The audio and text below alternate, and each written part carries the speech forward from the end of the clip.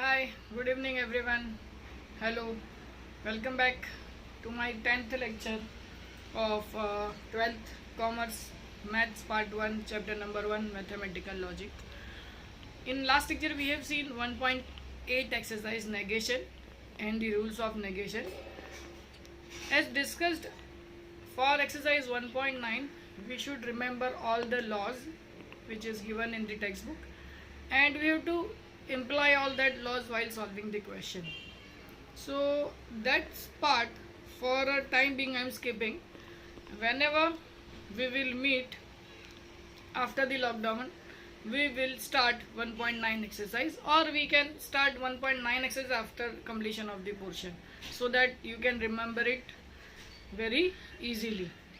So we are moving on to exercise 1.10, which is the last exercise of the chapter.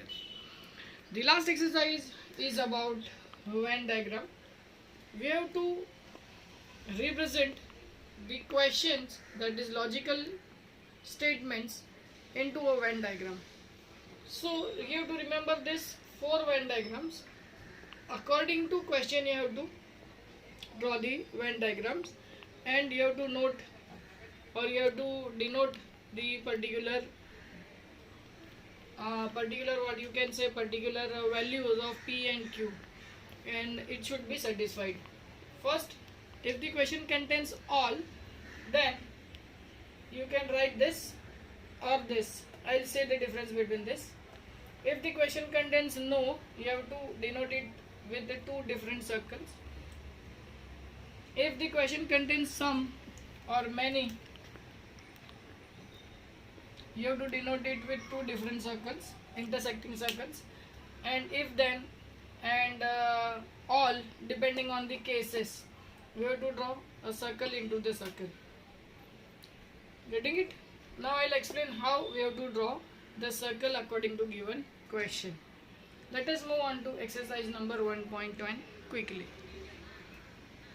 Right. So moving on with question number 1. Represent the given statement into Venn diagram. Some hard working students are obedient. Some आया तो हमने को इसको 2 अलग अलग intersecting circle से represent करना पड़ेगा. ये यू हो जाएगा. इसको मैं हार्ड वर्किंग स्टूडेंट एच लेता हूँ, और ये दूसरे वाले को ओबीडियंट स्टूडेंट, और ये जो सम बोले मतलब ये दोनों का इंटरसेक्शन. अब इसको रिप्रेजेंट करता है universal set of all students. लिखना ज़रूरी है यहाँ.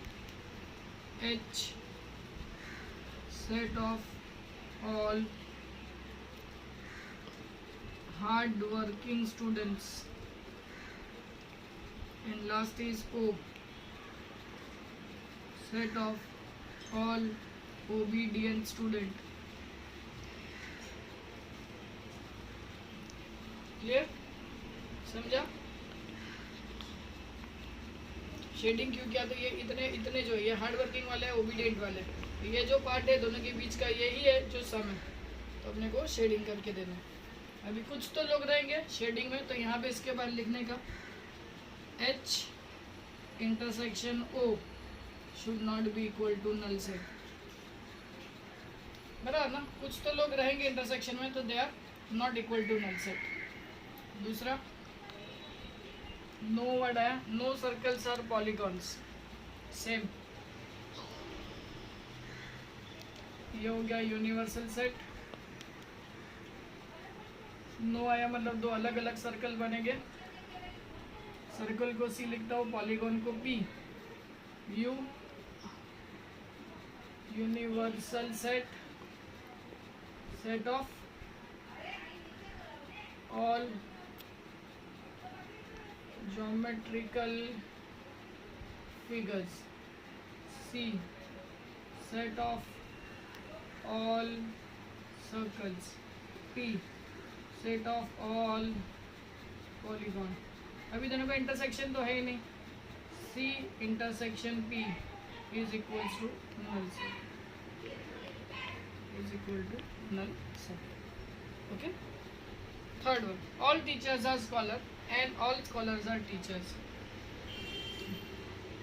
अभी जो ऑल बोला था सबके सब जितने भी टीचर्स हैं वो स्कॉलर है, और जो भी स्कॉलर है वो सब टीचर्स है। मतलब आप इसके अंदर एक ही सर्कल रिप्रेजेंट करो, टीचर और scholar. All teachers are scholar and all scholars are teacher.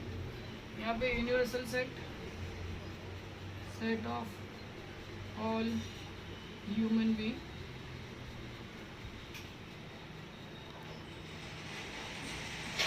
Set of all teachers S, set of all scholars. ठीक है, क्लियर। अभी यहाँ पे इंटरसेक्शन तो है ही नहीं, सब दोनों इक्वल है, इसके लिए यहाँ पे हम लोग इसका कुछ दिखा नहीं सकते, जो है वैसे ही रहेगा आपका।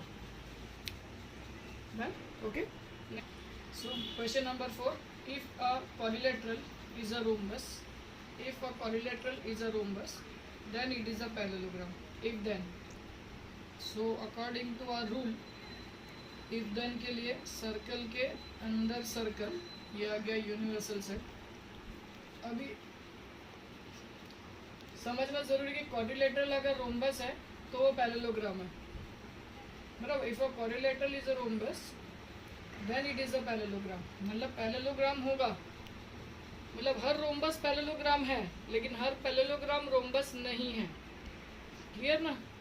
मतलब पैरेललोग्राम ज़्यादा हो सकते हैं लेकिन रोम्बस कम होंगे। नहीं समझा? Every parallelogram can not be rhombus, but every rhombus is a parallelogram. So parallelogram are more and rhombus are less. So we have to take it as P बाहर और R अंदर, इस तरीके से। जैसे अगर एक क्वेश्चन ऐसा देता हूँ कि every equilateral triangle is an isosceles triangle, मतलब हर इक्विलेटरल ट्राइंगल आइसोसेलेस ट्राइंगल है, लेकिन हर आइसोसेलेस इक्विलेटरल नहीं हो सकता। इक्विलेटरल में तीनों साइड इक्वल आती है, आइसो में 2 ही आती है। तो यहाँ पे बाहर इक्विलेटरल ट्राइंगल रहेगा, नीचे अंदर आइसोसेलेस रहेगा। क्लियर? अभी नाम दे दो, यू क्या आएगा? Set of all geometrical figures, set of all parallelogram and R set of all rhombus। अब इसको रिप्रेजेंट करने के लिए जो बड़ा है वो सबसेट बनता है, मालूम है ना? अपन ने 11th में भी देखा था, R is a subset of P। ये सबसेट का सिंबल है। इसके हर एलिमेंट इसके अंदर होने चाहिए। इसका एलिमेंट इसमें होगा तो भी, नहीं होगा तो भी चलेगा। इसका हर एलिमेंट इसके होना चाहिए, तो ये इसका सबसेट होता है। I hope you remember.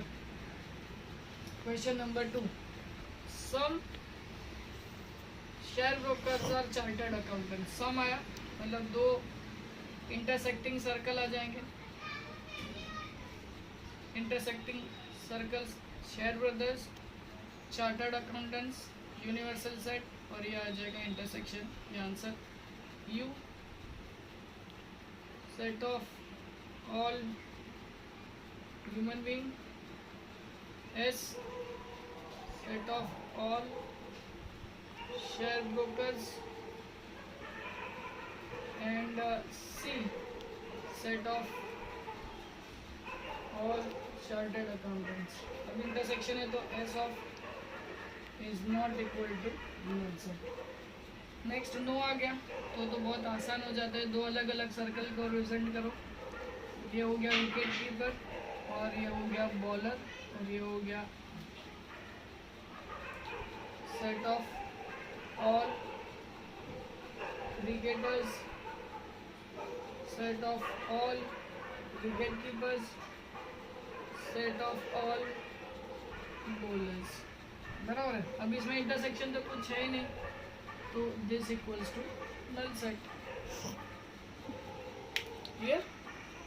Question number 4 है, जिसके अंदर सम्स है। सेम मेथड से करने हैं, ट्राई करना। 3 क्वेश्चंस है, सेम मेथड से करना। नहीं आएगा तो you can ask the questions. Next lecture will start chapter number 2 matrices. Matrices चालू करेंगे, एब्सेंट रहना मत, देखते रहना। प्रोसेस फॉलो करना, जो भी वीडियोस है वो सीरियल वाइज देखना, बीच में इसमें से वीडियो मत देखना, नहीं तो समझ में नहीं आएगा। डाउट्स पूछते रहो और पढ़ाई करते रहो, ठीक है। Will start matrices, and matrices is important chapter.